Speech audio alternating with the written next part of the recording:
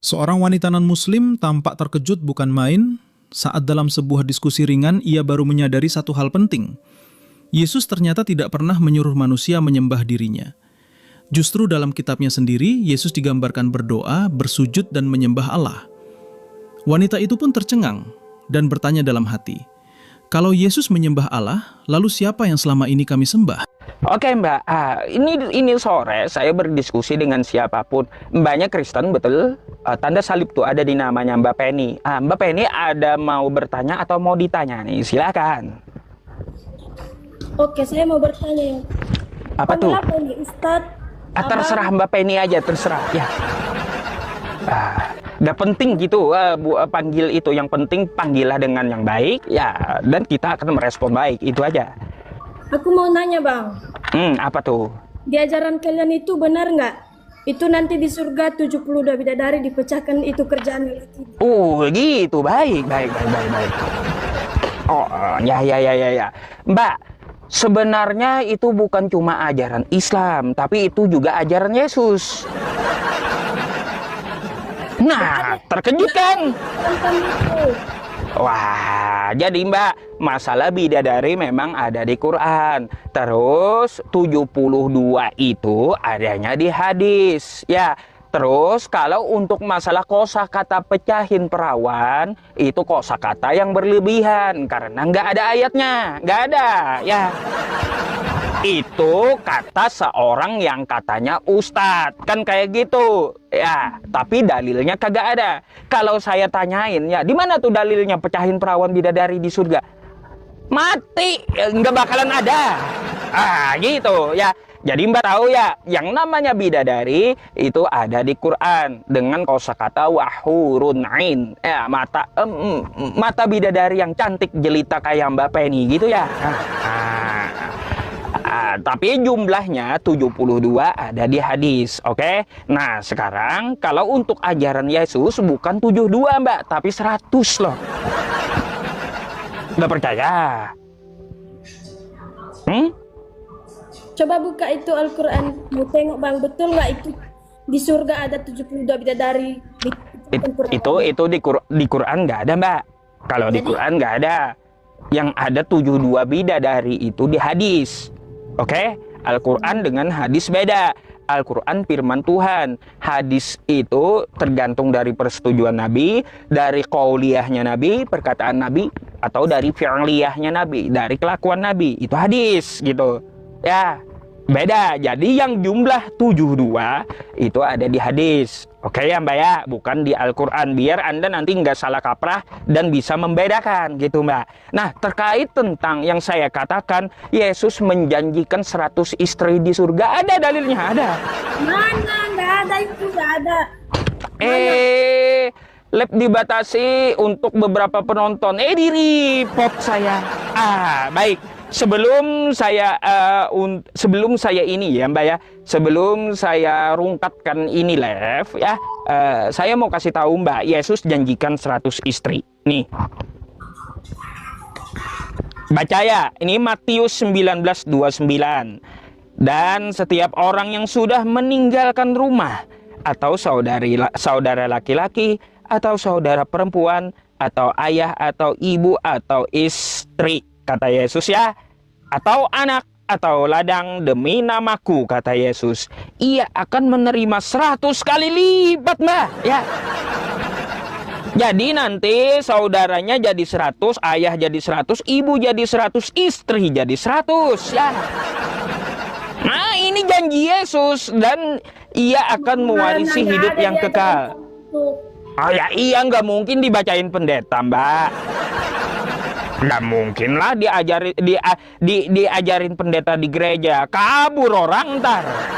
Ya, kabur. Jadi ini Anda bisa baca nih banyak nih Mbak. Anda bisa juga baca dalam bahasa Inggrisnya. Ya, nih bahasa Inggrisnya. Or wife. Wife apa? Istri Mbak. Jadi nanti Yesus menjanjikan bagi orang yang ikut dia, meninggalkan rumahnya, meninggalkan orang tuanya, meninggalkan istrinya, dia akan balikin 100 kali lipat istrinya kepada orang yang tinggalin istrinya. Nah gitu.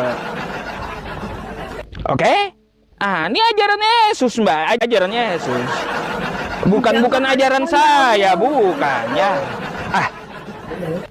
Tapi cuma saya bingung, Mbak. Bingungnya gini, Mbak. Ini untuk perempuan yang tinggalin suami, apakah dapat suami 100 juga? Nanti bingung saya. Iya. Kayak gimana? Ini ayatnya di mana? Matius 19 nomor 29. Dari versi apa aja? MILT, FAYH, versi Inggris. Tapi kalaunya versi LAI, terjemahan baru bahasa Indonesia, istrinya diilangin, Mbak. Ini Mbak, ya. Kalaunya kita buka versi ini, Mbak, versi TB ya. Nih, saya bukakan dulu sama Mbak ya, versi TB ya. Matius, nih Matius. Nanti dikira saya bohong, kitab Anda dikurangi. Nah, nih Matius 19:29 ya. Nih, beda, Mbak, istrinya diilangin, nggak ada istrinya, disembunyiin gitu ya. Karena apa? Karena malu, kan kayak gitu.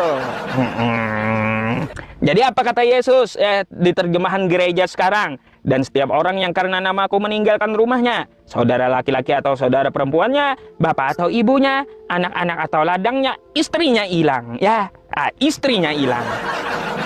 Akan menerima 100 kali lipat dan akan memperoleh hidup yang kekal. Matius 19:29. Saya kagak ngarang ya. Tuh. Dan tapi aku mau meluruskannya, di dalam Alkitab, apa yang menjadi persatukan Tuhan tidak boleh diceraikan oleh manusia. Oh iya, saya tahu itu, Mbak. Apa yang dipersatukan oleh Tuhan itu tidak dapat diceraikan oleh manusia, betul, kecuali karena jinah, betul nggak? Ya. Kalau Mbak menikah dengan laki-laki Kristen, Mbak nggak dikasih duit, terus Mbak dipukuli tiap hari, ya, terus Mbak ya mau ngapain? Cerai kagak boleh.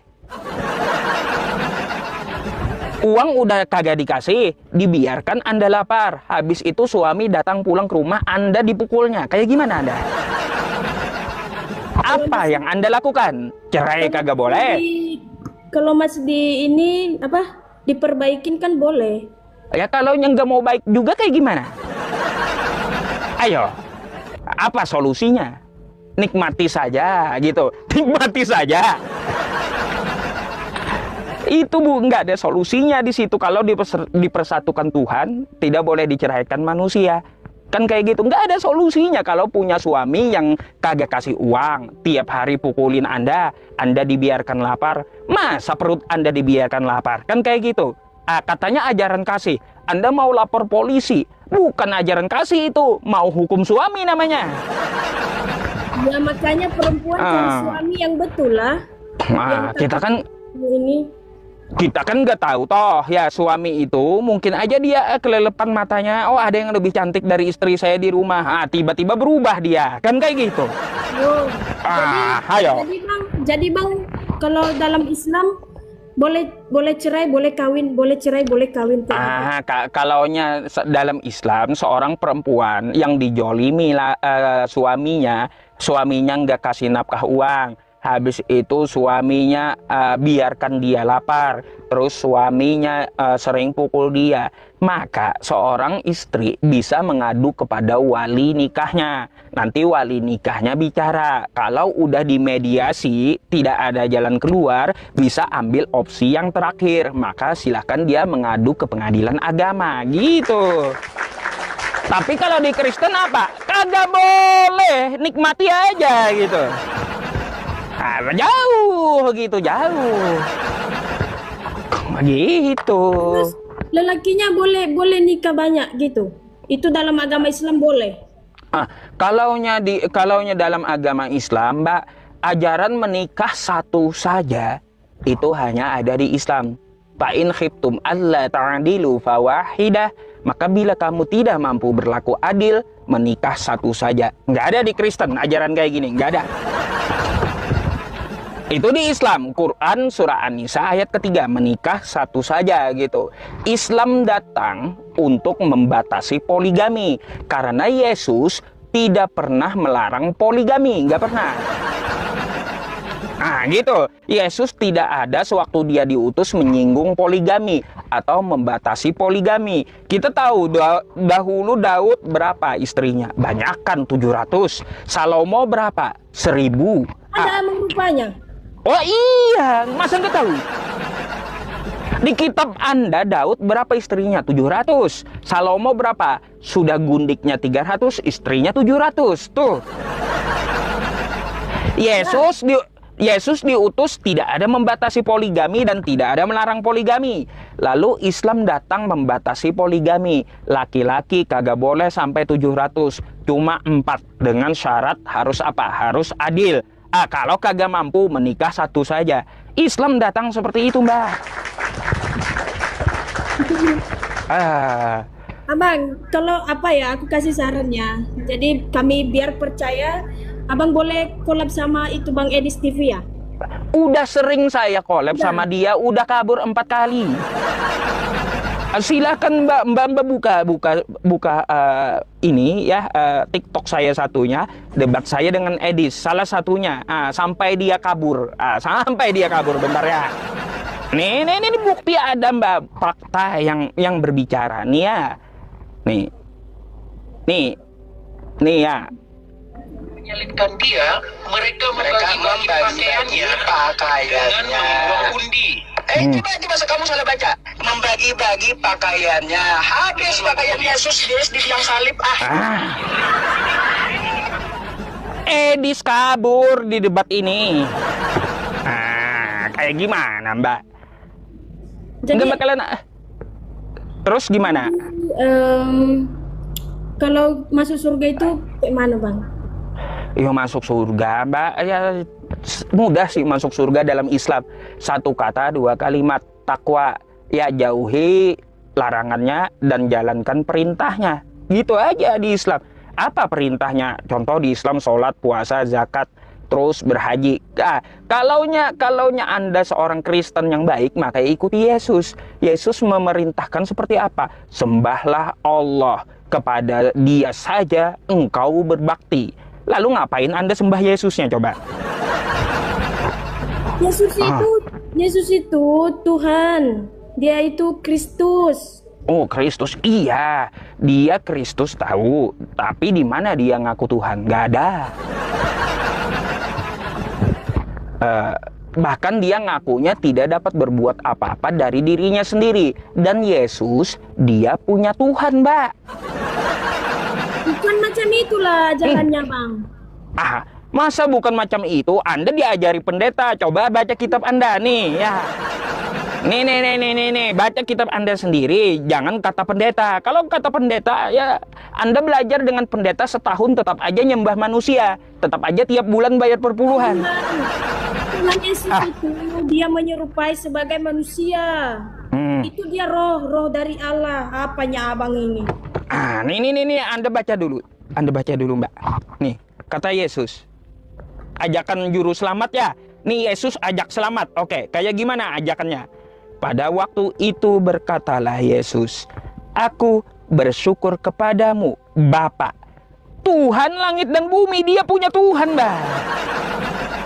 Kayak gimana sih Yesus bersyukur kepada Tuhannya?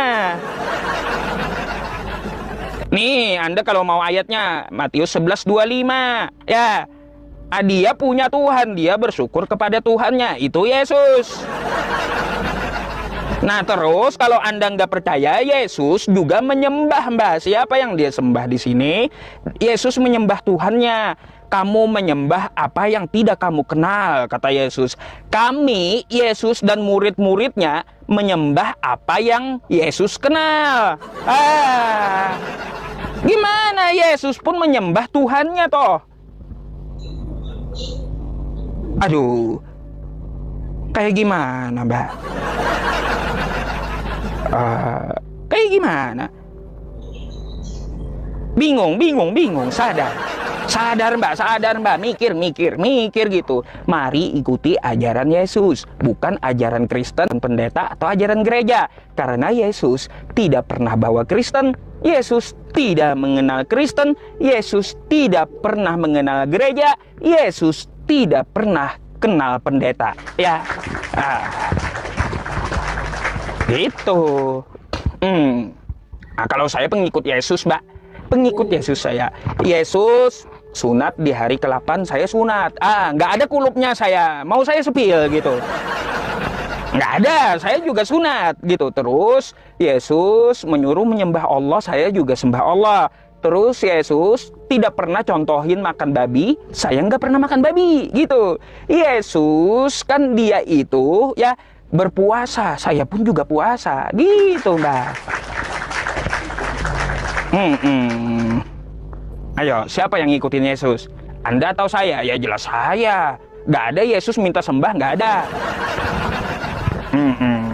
Janganlah, jangan disepil, nanti mbaknya lari. Macam mana pula kalian ini minta sepil? Ayo, apa yang mau Mbak katakan sama saya? Silahkan. Kalau saya ngajarin apa kata Yesus, Anda bantah saya sama bantah Yesus tuh, ya. Ayo Mbak, ayo silakan. Anda mau ngomong apa? Saya mau dengar, silakan. Tapi aku tetap percaya sama dia, Bang, karena dia sudah mati di kayu salib. Itu kata siapa? Dia mati di kayu salib buat nebus dosa.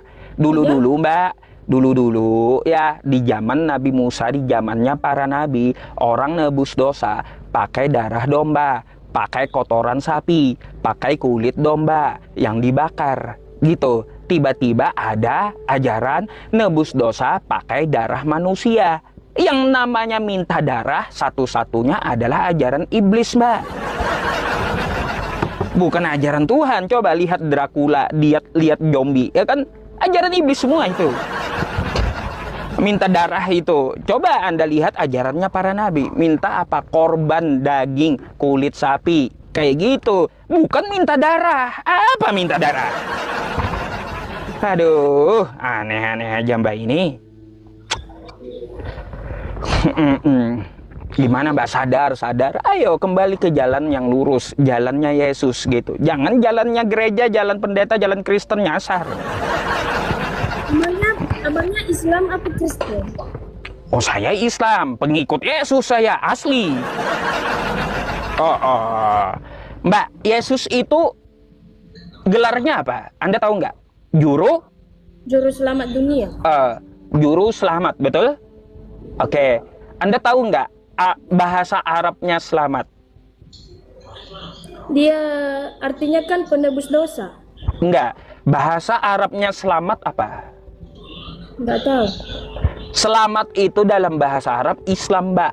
Makanya Yesus juru selamat. Yesus itu juru Islam.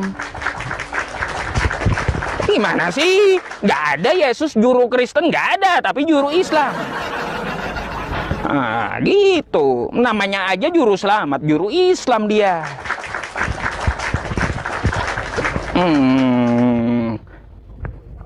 Waduh, jangan cemberut gitu dong, Mbak. Janganlah kayak gitu. Waduh. Hilang ntar cantiknya Mbaknya kalau cemberut. Gitu. Saya hanya menyampaikan, mari kita ikuti jalan Yesus, bukan jalan gereja, bukan jalan Kristen. Karena Yesus nggak bawa Kristen, Yesus nggak kenal Kristen. Kristen itu adalah komunitas yang dibikin Paulus di Antioquia, bukan bawaan Yesus. Dan Yesus tidak pernah memberi pesan, jadilah kamu Kristen. Lalu ngapain Anda jadi Kristen? Sedangkan Yesus memerintahkan sembahlah Allah. Lalu kenapa Anda sembah dia? Aduh, gitu. Bang, Tuhan kami kan Tritunggal. Tritunggal. Tritunggal. Allah itu kan ibaratnya dia roh. Jadi dia datang ke dunia sebagai Tuhan Yesus ya. Oh, gitu. Baik, nabi mana yang pernah nyembah roh sebelum Yesus? Nabi apa? Nabi Musa nyembah roh? Enggak. Ayub? Enggak. Salomo? Enggak. Daud? Nanti dikira saya ngibul pula. Bentar. Saya bukakan aja ya. Ini ajaran Yesus nih sama Anda. Ya, nanti dikira saya dusta pula. Padahal saya baca apa yang dikatakan Yesus nih. Ya. Nih. Apa kata Yesus? Yohanes 17 nomor 3 kitab Anda. Inilah hidup yang kekal itu, yaitu bahwa mereka mengenal Engkau, satu-satunya Allah yang benar, dan mengenal Yesus Kristus yang telah Engkau utus. Ada nggak Yesus ngomong mereka mengenal Engkau, ya, 3 dalam 1? Nggak ada. Tapi kata Yesus mengenal Engkau satu-satunya, bukan 3 dalam 1. Gimana sih, Bang? Bang, itu firman Tuhan loh, Bang. Ya iya, ini kata Yesus. Nih, mengenal Engkau satu-satunya, bukan mengenal Engkau 3 dalam 1, bukan. Jadi kalau Mbak ingin meraih surga, ingin hidup yang kekal, akui Yesus itu utusan Tuhan, bukan Tuhan. Nah, tapi akui Tuhan semesta alam itu satu, esa, bukan 3 dalam 1. Gitu, Mbak. Nah, tuh. Ya, semoga Anda mau mikir ya. Itu kitab Anda, itu kitab Anda. Kata Yesus, bukan kata Kristen, bukan kata Jadi, pendeta, aku mau bukan tanya, kata Bang. gereja. Aku mau tanya, Bang, Islam itu nyembah apa? Islam nyembah yang disembah Yesus, nyembah Allah. Allah yang bukan manusia. Kami juga ada Allah. Jadi Allah menurut Yesus kayak gimana, Mbak? Satu-satunya, bukan 3 dalam 1. Lalu Ya, ajaran, ya, lalu ajaran Anda 3 dalam 1, ajaran siapa? Kata Yesus, Allah itu satu-satunya, bukan 3 dalam 1. Lalu ajaran Anda 3 dalam 1 itu ajaran siapa? Nyasar. Kayak gimana? Mbak, nih ya, Nabi Musa di Tauratnya, ya, di Tauratnya berkata seperti apa? Hai Bani Israel, Tuhan Allah kita, Tuhan itu Esa. Yesus di Markus juga berkata, hai Bani Israel, Tuhan Allah kita, Tuhan itu Esa. Di Al-Quran kayak gimana? Qul huwallahu ahad, katakanlah Allah itu Esa. Terus apa di kitab Nabi Musa? Allah bukan manusia, ya, bukan anak manusia. Itu di Tauratnya Nabi Musa. Kata Yesus juga di Yohanes 5 nomor 37, Tuhan itu tidak dapat dilihat, suaranya pun tidak dapat didengar. Di dalam Al-Quran, Allahus Somad, Allah tempat bergantung seluruh makhluk, bukan yang digantung oleh makhluk. Gitu. Jadi kalau ada Tuhan yang digantung oleh makhluk, jelas bukan Tuhan. Gitu, Mbak. Gitu. Oke lah, Bang, bingung aku mau. Bingung ya. Nanti supaya kagak bingung, follow aja saya, silakan DM saya kalau mau nanya, ya silakan gitu. Ya Mbak ya. Ya sama-sama, saya mohon maaf kalau ada kosakata yang menyinggung ya gitu. Saya hanya menjelaskan apa yang ada di kitab Anda dan menjelaskan apa yang dikatakan oleh Yesus gitu. Semoga Anda mau mengikuti Yesus ya, semoga Anda mau mengikuti Yesus, dan semoga Tuhan semesta alam, Tuhannya Yesus dan Tuhannya saya ya yang disembah Yesus mau memberikan hidayahnya kepada Anda. Jadi seperti itu.